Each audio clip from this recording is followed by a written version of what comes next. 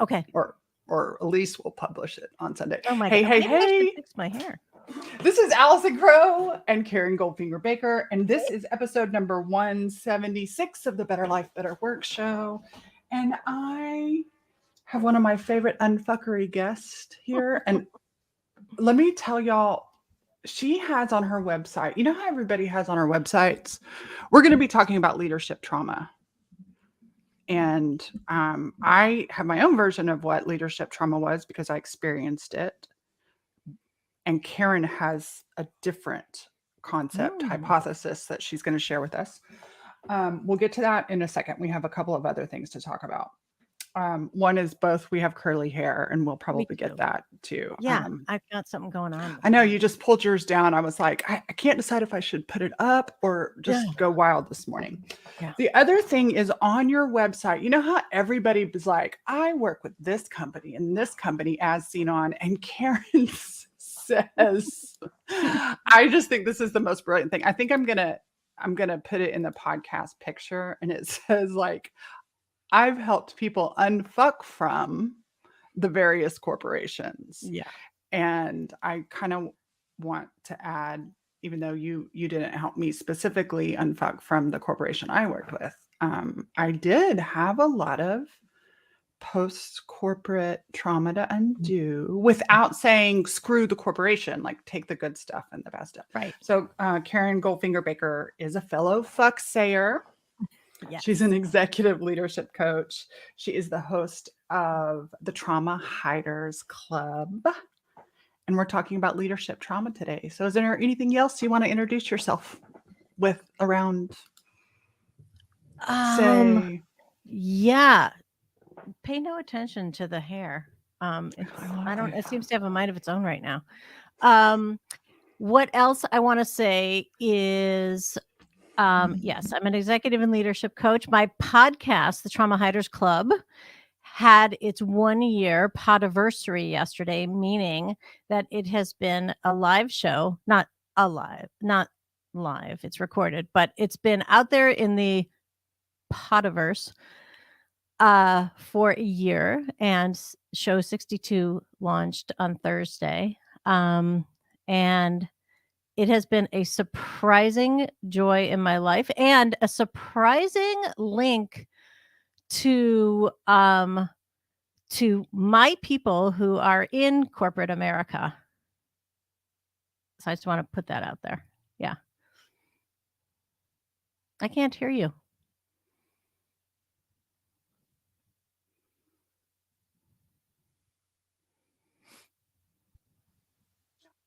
Now I can hear you. Oh, no, I cannot hear you.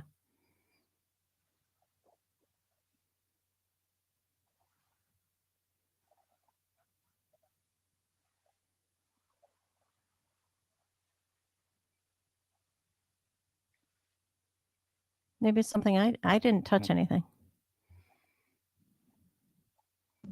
I did it. It was me. Okay.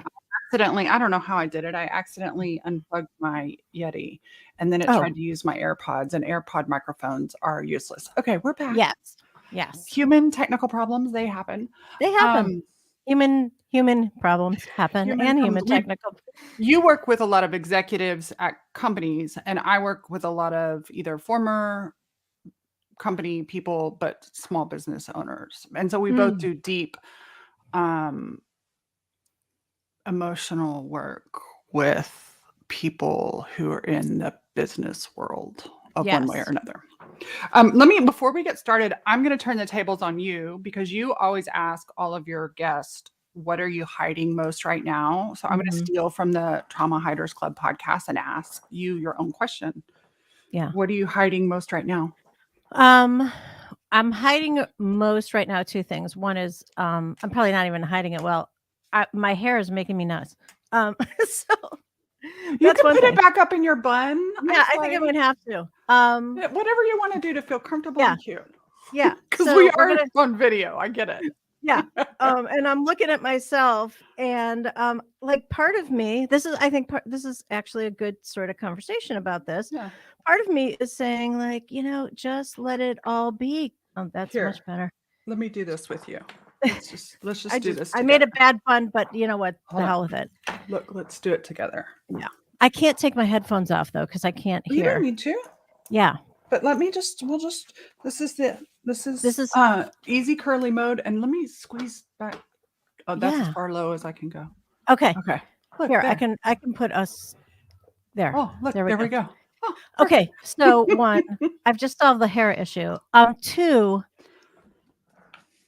the thing that I'm hiding is this concept of leadership trauma, and that I flip back and forth on what I believe it to be, and I've come to a place where it's an and both. And so um if I sound flimsy in either way, it's because um I'm still noticing how it lands and what it is. So yeah, that's what I'm hiding. Like I'm not a fucking expert in leadership trauma. It's something that I have observed and I decided to call it that. Yeah. I don't know about you, but I came from, and when I say I came from, like my first experience in anything corporate, I mean, I had some, like I was a data entry person, but you know, I'm talking about like real in it was, I never planned to be in business, and I got into, I got I into didn't notice that. real estate.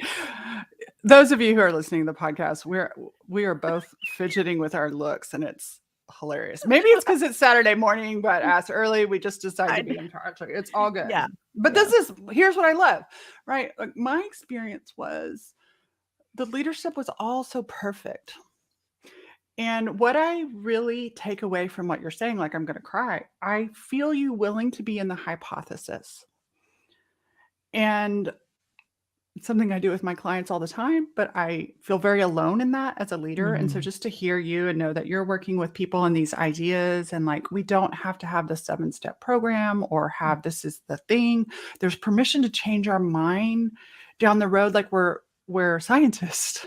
Right. We're in the scientific method, and we have a hypothesis, and we gather information, and we're studying, and we're sharing ideas, and we're willing to say, "Oh, I've changed my idea on this," or both and to me, I call that transparent leadership, and I'm all for it. So, tell us about what leadership trauma is meaning to you, at least today on June 18th. Yeah. So I'm going to start with what I first called leadership trauma. And by the way, I wasn't the first one to call it that. However, when I Googled that shit, using my definition or even my keywords, I came up with one source, only one. And I actually don't remember the man's name, and I've reached out to him and we have yet to connect. Yeah. So I have a whole story about that, but I'll leave that because that would be too much of a peek inside my brain. Okay. So what I identified as leadership trauma is the following. Not only do I work with people like within very established, thriving companies, but I also work with founders who are pretty far along, like preparing for their IPO, several rounds of funding, established companies. And I noticed this, that there is a trauma, what I was calling a trauma loop that plays over and over inside the head of founders. And that is that loop, the voice of the loop says, I might fail. I might be a failure. I might fail my family. I might fail my employees. I might fail my customers. I might fail my vendors. This whole thing could fail, and that's the shit that keeps me up at night. So where I had and I'll just go a bit deeper. It lands in the central nervous system the very same way that trauma lands in the central nervous system. And when I say trauma, I'm going to define it as too much, too soon, too early. Well, too much, too soon, too early sounds like the same thing, but too much, too soon. Yeah. Mhm. So that could be anything. It's just too much, too soon. Okay. Mhm. So I was going to ask, how does it, I know you have some trauma informed training as a coach too, yeah, right? So that word is out there a lot, but you've actually been through some certification or training. yes, Yeah. yes, So my yes. question was, and I hear you're too much, too soon, too early. Is there anything else around the distinguishment to distinguish it from just stress or overthinking? Yeah, Yeah. yeah. Yes. And Okay. that is that there is a body experience Yep. and a central nervous Yep. system or autonomic nervous system response. Fight, flight, fawn, fear. Any Mhm. one of those. Fawn might be new to people.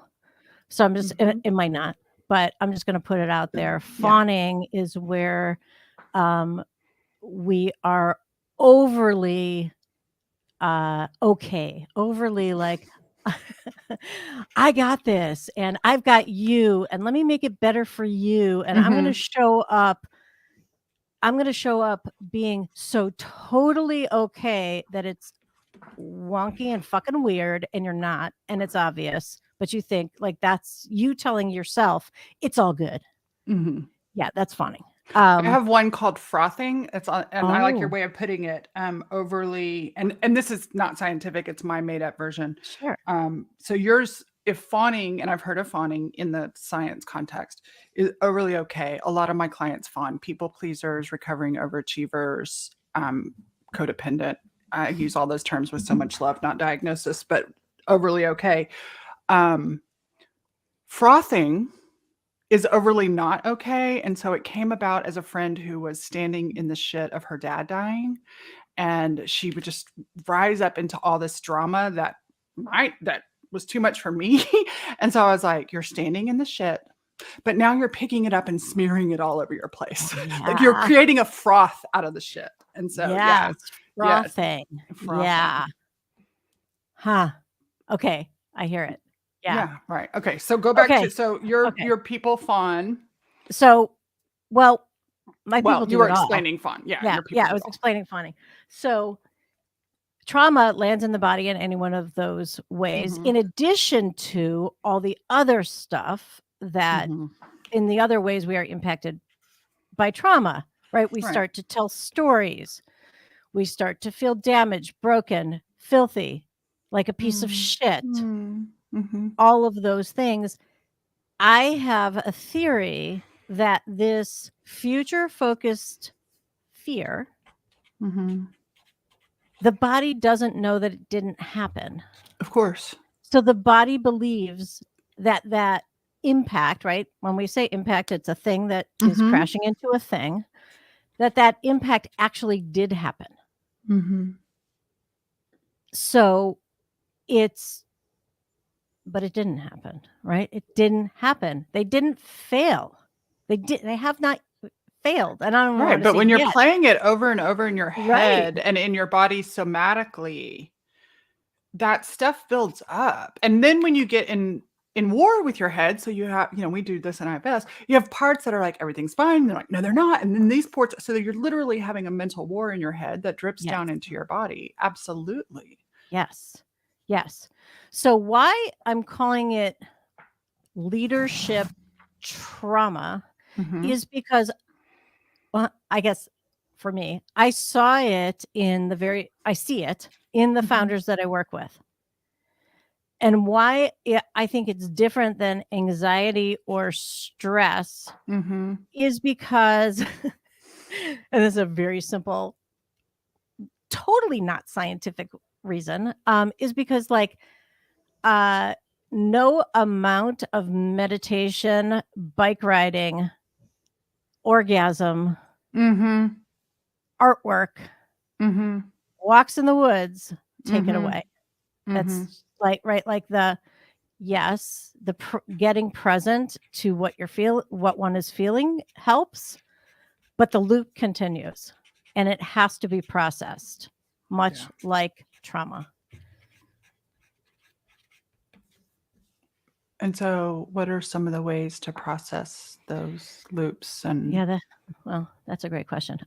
So some of the ways, I mean, I think the best way is to get into some serious therapy. yeah, I love therapy. Yeah. Yeah. I mean, the It's best. so complementary to coaching too. That's It right. really is, right? Like, because as coaches, there's certain things we probably could handle, but if it dips into something unexpectedly, that really should be held by somebody. But they're so complementary. Okay, so That's serious right. therapy, yeah. Yeah. So, and by the way, not every therapist is No. equipped for Hell no. trauma. Right. No, I agree. Yeah. And I really want to stress that because just going to therapy is a big step for many people. Going to someone who is trauma trained, more Trauma than skilled. trauma skilled, like an actual practitioner, Yeah. not just trauma informed. In other words, Right. I have training. However, I will always say that I'm a trauma informed coach because I am not the person who is here to unpack your trauma and help you to heal, quote unquote, heal those parts of you. I'm here to be with a man. I can go to your darkest, deepest, shit holiest places to acknowledge that those things happened. And we keep them in the work, but I'm going to send you to somebody else if it's unpacking one. Okay, so a trauma specialized therapist. Also quite frankly, I think a practice that probably this person might come up with would be something like EMDR, which is eye movement desensitization response, I think is the R. And it basically, for those who don't know about EMDR, it's fucking cool because when trauma gets stored in the back of your brain, in your limbic brain, your little reptile brain, and EMDR fires your right and your left brain, which we don't do very often, have them firing together. And the firing of them together helps to bring that trauma that's stuck in an unprocessed place forward in order to be processed. Now, you've got to do some talking and some creation around that, but it's the EMDR that helps to make that, helps to bring that forward in a safe, non-gaslighty, beautifully held way with the right person. Yeah. Okay. So that's the therapy part. That's the therapy part. What's the KGB work like with your clients? Yeah. So the KGB work is one. KGB is Karen Goldfinger Baker, who we're talking to. Yeah. So the KGB part of that is I do a couple of things. One is acknowledge what I'm seeing, call it out in a way that's loving and direct at the same time. And create there had to have been a safe place to do that. So something that's so important to me is creating a safe space to do any of this work. Bringing it forward. And a lot of the work actually at that point slows down because my people don't really want to notice anything. Yeah. Right? They don't want to notice that every time they think about payroll, I don't want to say payroll, but they're beyond that. But whatever it is, whatever their thing is, like makes them nearly shit their pants. Right? They don't want to think about that these voices that tell them that that they are unworthy, Mm-hmm. unlovable, Mm-hmm. unwanted. Um, they don't want to look there, like, who does? So a Right. lot of the work is now slowing down Yeah. and noticing in your body where you feel that. Mm-hmm. Yeah. So Attuning to it.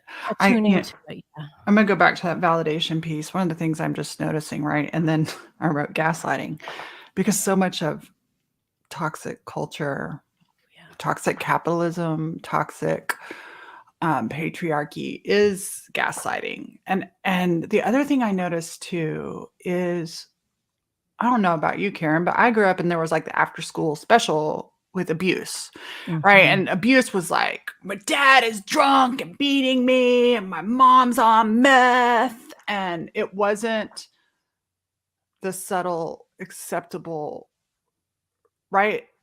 And so I guess speak for like my experience, like I have these experiences that don't really feel good, but I'm consenting to them because go along to get along. And then I start gaslighting myself, and then you bring it up and you're like, this isn't, you try to present something, and then your boss, you're afraid of losing your job, or when you are the boss, you're afraid of some people, right? Like, you're responsible for everybody in your company. If this company fails, all these people's jobs and their families and their insurance and like, there's a lot. And so the validation piece,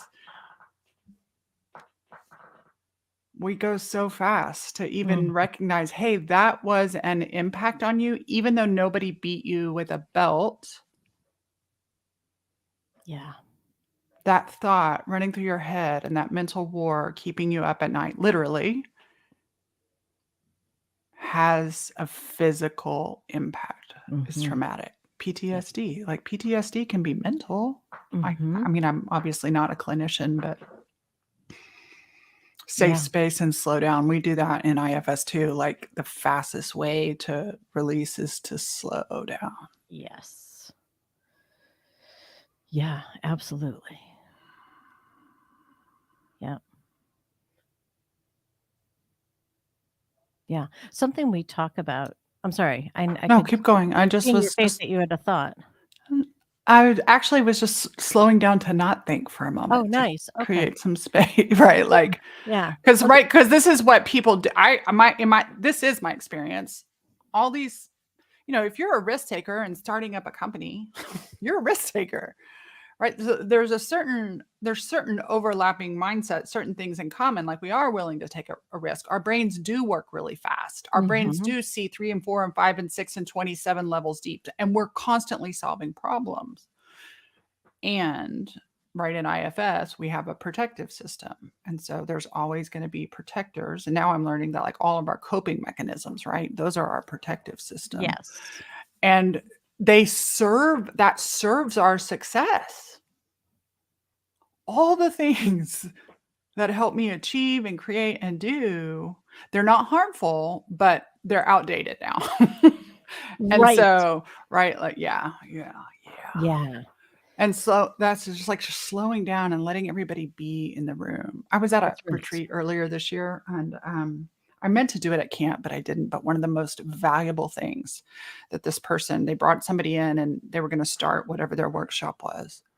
And the two of them just sat there in the chairs with all of us for about 20 minutes, not saying a word. Mm. And they never explained what that was. Mm. They never explained what it was, but I was like, oh, this is an exercise. Mm. And because so much learning from just sitting, not knowing, in a room with 40 people and Mhm. not knowing what the leaders were doing. And so just and what I love that they didn't, like, I love that they didn't explain it. Like, sometimes, what if Yeah. we just take space together and we don't explain? What if we just be in our bodies together, squirming together? Yeah. What I love about that is the trust. That's probably Yeah. why I didn't do it at camp. Like, Yeah. my brain was like, I had intended to do it at camp, and um but I also was so excited about all the other things because I'm a thinker and I love content and I love teaching and sharing and all that too. Um, so validation, safe space, Safe space. getting these people to slow down and acclimate. Yeah. These And then people, these gorgeous humans. Yeah. these gorgeous humans and practicing. Oh, I'm sorry if you can hear my iPad going. Sorry, I had to get rid of that call. It's okay. So, yeah, and then there's the practicing. Like when in a moment, an actual moment with your board, with your advisors, Mm-hmm. fundraising, Mm-hmm. noticing what's happening in your body, noticing the right, like my stomach feels like a washing machine. My breath is quickening. I notice I'm taking shallow breaths. One of the most simple things we do, I happen to work with a lot of men.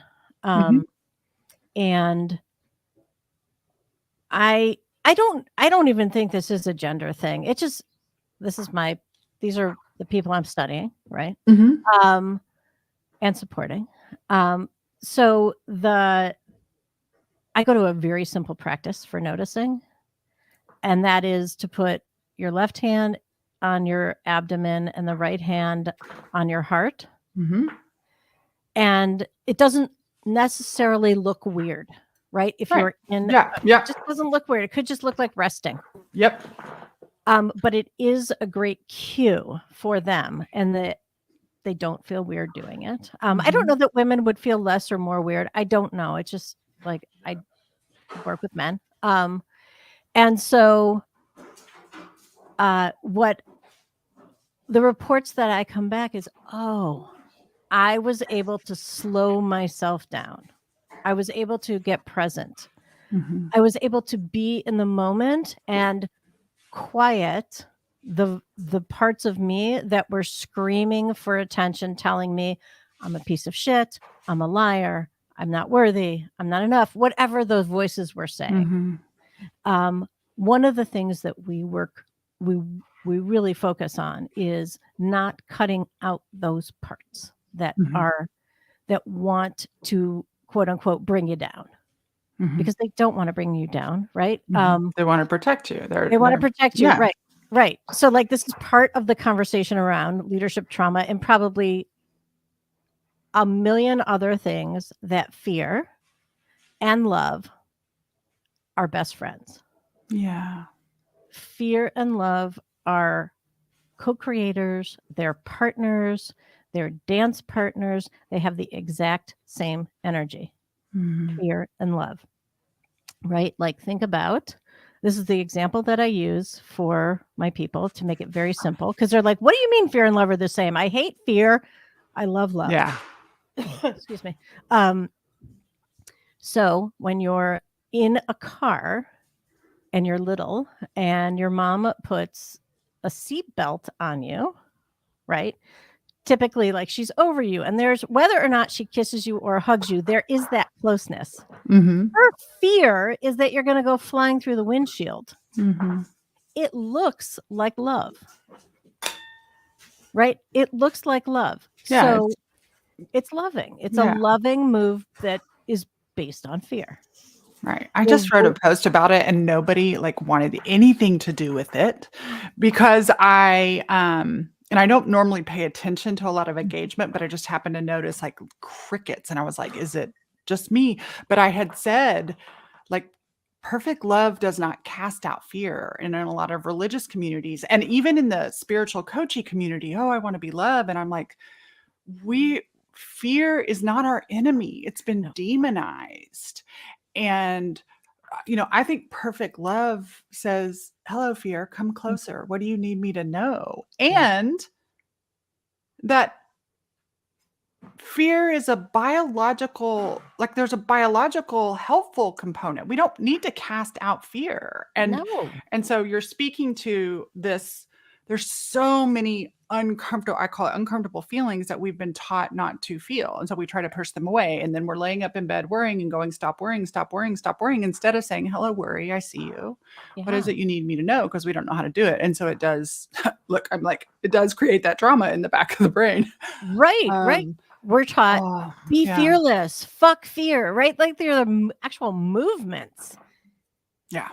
Right. And But then I'm like, oh, I see the capitalism that is like they're asking you to do something that's actually impossible so that you'll keep paying them to learn to do something that's impossible. That's right. Here we go. Yep. Yeah. Right. There Like, it is. well, right. It's the same thing, whether it's religion, whether it's politics, whether it's crappy capitalism. Listen, I love making money. I love conscious capitalism, but I am really starting to see the systems of promising impossible solutions. You know, in the business world, I call it wearing the pantyhose and the shoulder pads, right? Like the suit, instead of just the transparency of I am a leader and I'm a human with a vast array of experiences. I remember one time early on, I'd shared something on Facebook, and when I left my corporate company, I had a year-long like non-compete or whatever, illegal in my state, but I had it anyways. And so Facebook was there, and it was great for like that's one of the ways I got started on social media, because everybody I knew in my town worked for my company.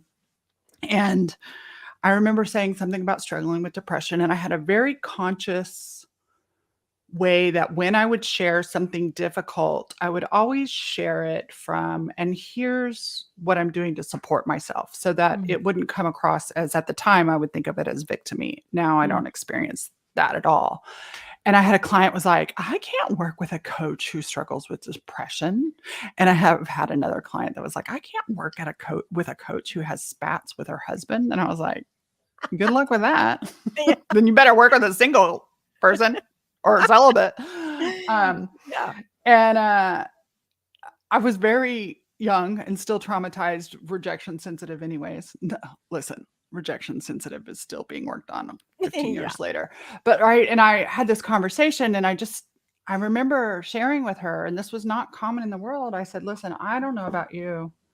I get it. It must be scary because you're so used to seeing all this perfection. But have you ever been behind the scenes of an organization? And I loved what I saw on stage at my organization. Those conferences were so fucking fun. They feel good. And then behind the scenes was absolute, utter toxic abuse. Oh, yeah. Yep. That doesn't, it's interesting because in my old company, I won't mention it, but there's some lawsuits now years later that are finally coming.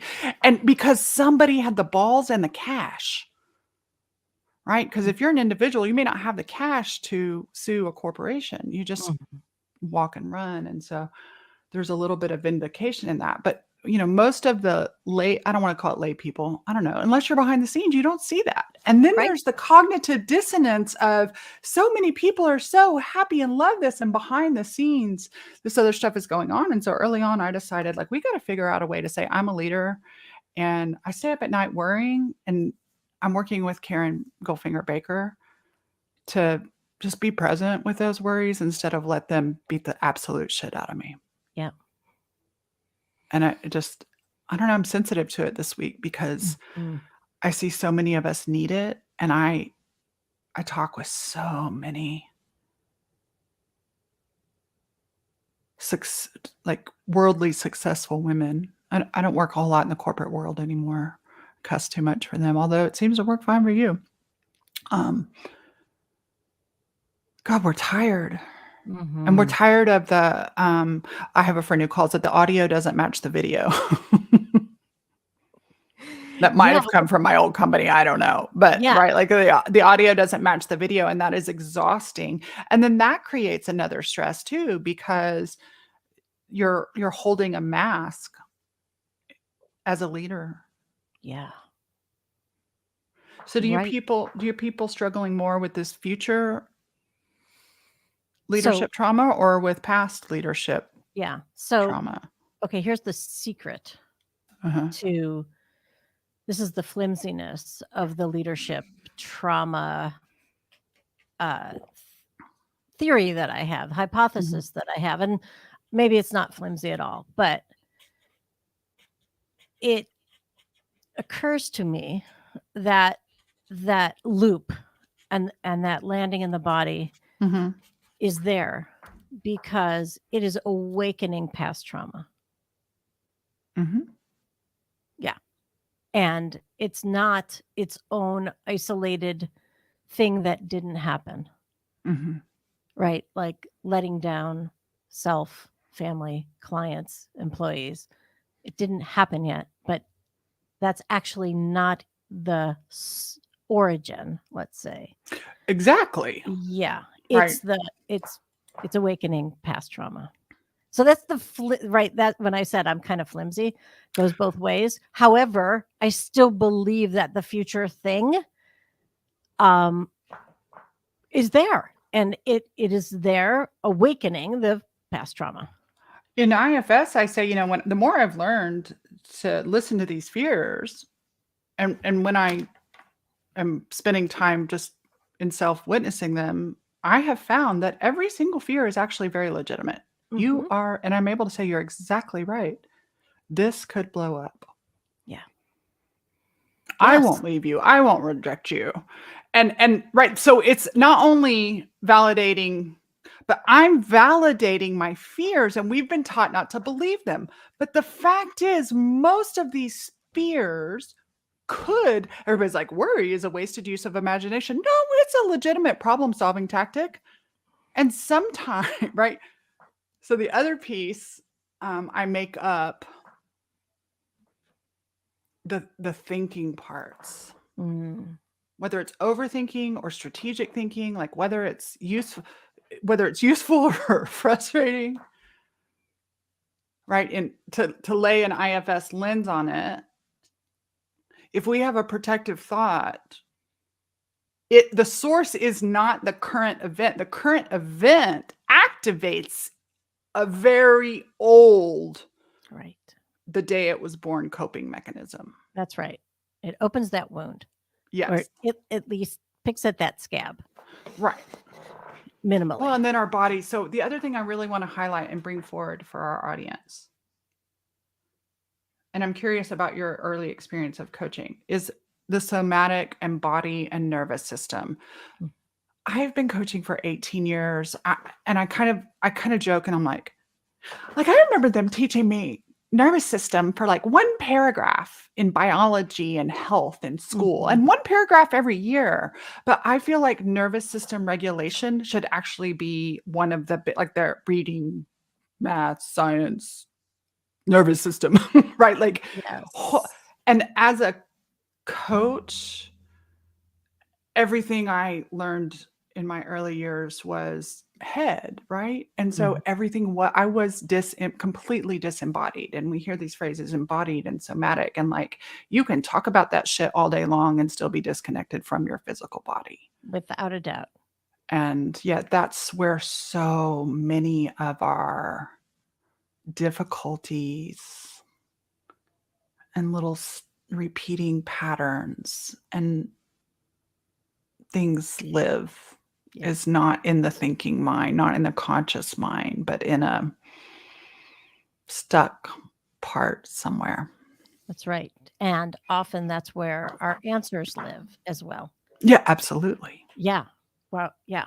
So we're always, I just did a podcast on this. I can't remember, a couple of weeks ago. It was we say, I feel when we mean I think. I think. Yes.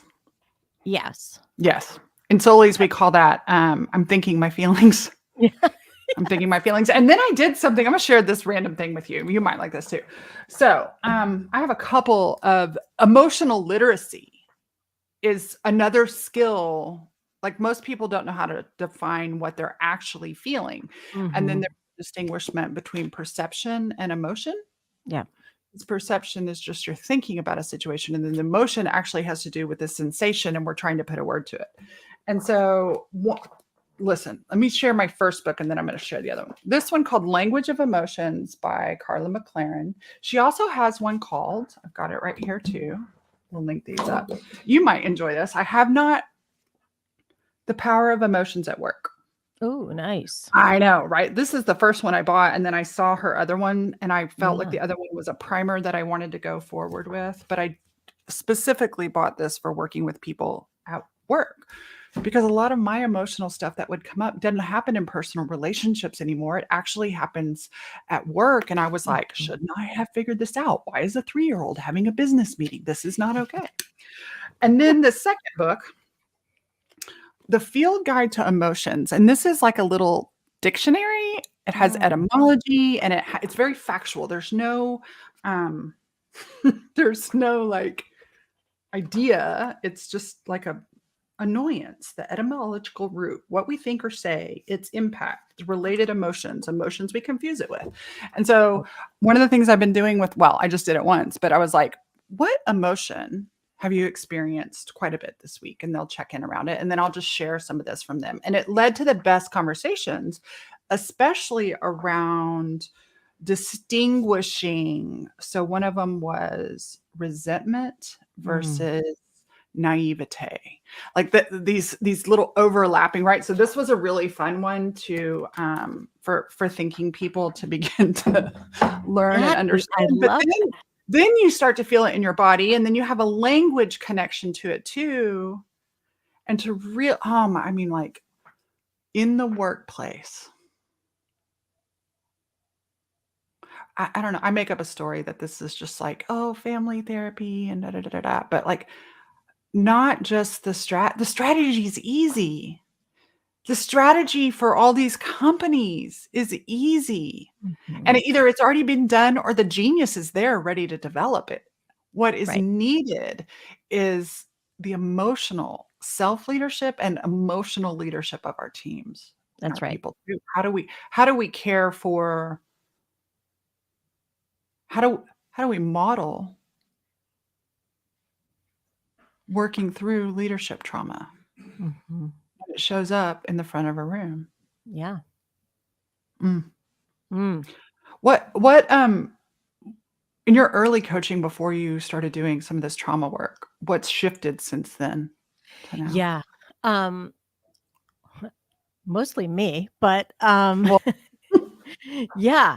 So in my early work, I had this way of being that was badass.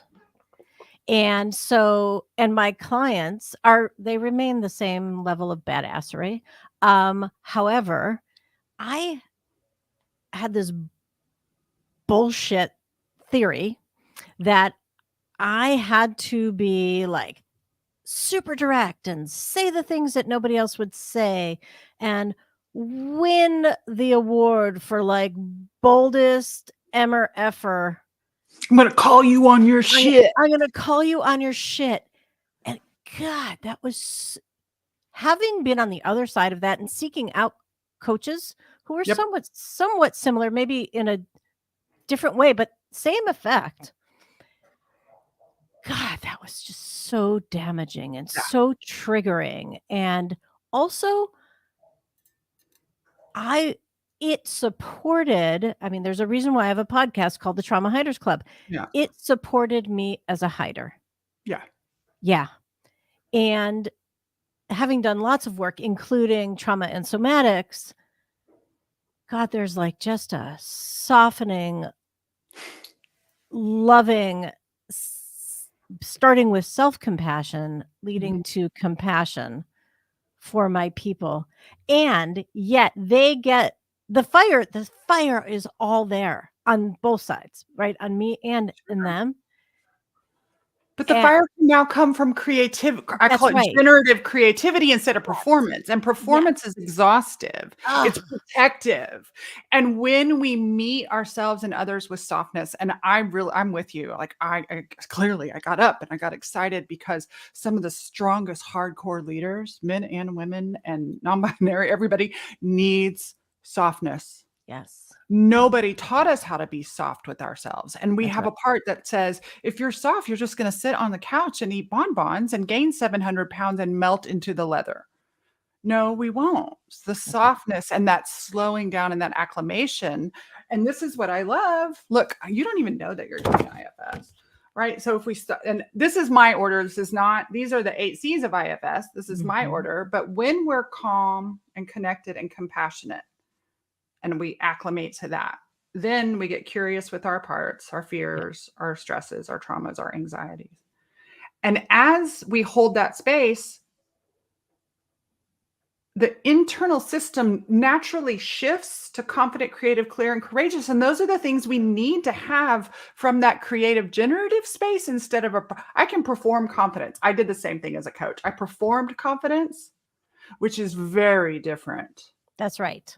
From being confidence. That's I right. can perform creative. I can perform clear. I can perform creative. But these things are starting to live in me because I did what you're doing with your clients and I'm doing with my clients in our way. And this is one of the reasons why I wanted to have you, is because personal life gets so much of the trauma-informed world. Right. And there are absolutely skills that we can have as a coach without doing therapy to help our clients be with and build muscle for taking care of some of the problems that we've all had our whole life, and no coach and no, like, God, how much money and time and classes and meditation and jogging and Peloton. And really all we needed to do is say, there, fear, I see you. Right. What do you need me to know? And I used to say not believe the fear, but now I'm like, oh, no, the fears are always right. Oh, yeah. It doesn't mean we're going to behave that way, but they're valid. Right. That's right. They're all on the trip. Right. What do you envision for you and your clients and the spaces you're working in? And I don't know, like, this feels so, it feels so new in this world, not brand new, but like, what is, and I mean vision with a softness, like the essence, not the, I'm going to create 6 million people that have tender hearts and have, you know what I'm talking about, right? Yeah. Like, what does the essence unfolding of this look like for these business people, clients, executive leadership? What is the mist coming out of your eyeballs and heart? Yeah. Yeah. Oh God. I wish I had a better way to say this, but what came to me was like a culture of kindness. Yeah. Yeah. Now, the reason why I shit on myself for saying culture of kindness is because I hear culture of kindness in organizations all over the place, and the last thing they are is kind. Right. So, the integrity, the embodiment, the understanding from a feeling of what is kindness, not just the word. How does kindness feel? What if we have a kindness of culture, what would we see? What would we experience versus this stupid fucking blanket statement, culture of kindness? Yeah. So I want the steam the vapor, the mist. That's the word you had, mist. That comes. I just describe shit that's in my brain and try to put a word to it. Also, I actually had my first pancake since before the pandemic, and I think I'm having like a carb overload or something. The mist is actual like feeling feeling the emotional side of decision making and policy making, and just like the kindness first. Right. Yeah. At my old company, and I'm sure at many companies, right, where you say culture of kindness, we had certain phrases, right, that are a part of the literal culture at this organization. And I realized how gaslighty they were and how they're Totally. actually used to manipulate people for all different reasons. Still, someone was sharing something. I was like, oh, I know where they were taught that. And I was talking to my brother one time, who at the time was working on a development in Tulum, and he'd been working there for like 15 years. And when he lived there, he lived in a janky ass apartment in the Pueblo. It was gross. But he always showed these pretty pictures. This is in the early days of Instagram. And I was like, Cam, I see you the pictures you're posting, and I know where you live. And he goes, it's marketing, baby. And it Mm, hit me because I was naive, right? Like I see the glass half full kind of right. person. And I was like, oh my God, my company doesn't mean culture of kindness, whatever the phrase is, any more than Diet Coke, than polar bears drink Diet Coke at Christmas. Right. But what could it have been like if the company culture is not a marketing slogan? If it actually is, it actually is, and you said it, embodied, Mm-hmm. integrated. Yeah. Integrated. Very important. But embodied is like, Mhm. I see this on the, like, everybody's a being coach. I'm going to coach your being. I'm going to coach your being. And they're like, I be this. And it's like, dude, your doing ain't aligned with your statement. You Right. can statement that shit all day long, but it is empty with your behavior. And so the Mhm. behavior Yeah. matches. I'm that way too, Karen. I have a lot of care and sadness. I have a lot of young parts that are very sad. I have a lot of adult parts that are very sad about politics. Mhm.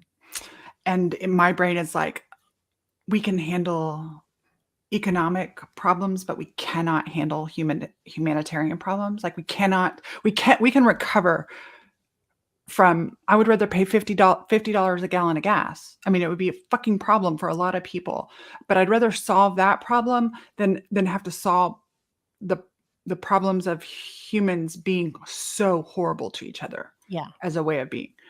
And I recently realized, when I get tired in that, because yelling on Twitter doesn't help, Mm-mm.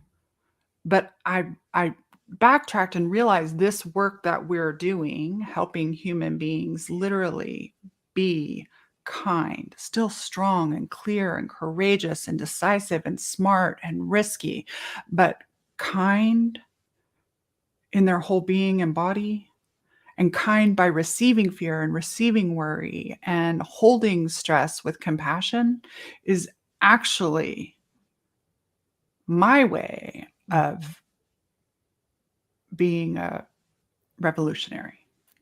In your way. I mean, you may Yes. not be interested in politics like I am, but I'm like, what can I do? What can I do? And I'm like, keep having these conversations. Yeah. Because if one person can start to see all these parts for what they are instead of pushing them away, then they won't have to perform their meanness. Mhm. And I know whenever I'm unkind, it's because something inside of me is begging for my kindness. And it's just That's right. easier to exit out on somebody else. That's right. Thank you for spending Saturday morning with me and talking about Absolutely. leadership trauma. I love this hypothesis and the both and the willingness to experiment. And I can't wait to see how this develops for you. Um, any final words? Hmm. Um, what's coming up for me is the the beauty and joy of slowing down. Mhm. And there's a lot happening, whether people are paying attention to it or not. Um, there is that undercurrent of incredible tension in this country, and yeah, it is not a typical practice for me to slow anything down. All right. I'm working on it Um, too. yeah, and it's I guess I just want to put out into the world.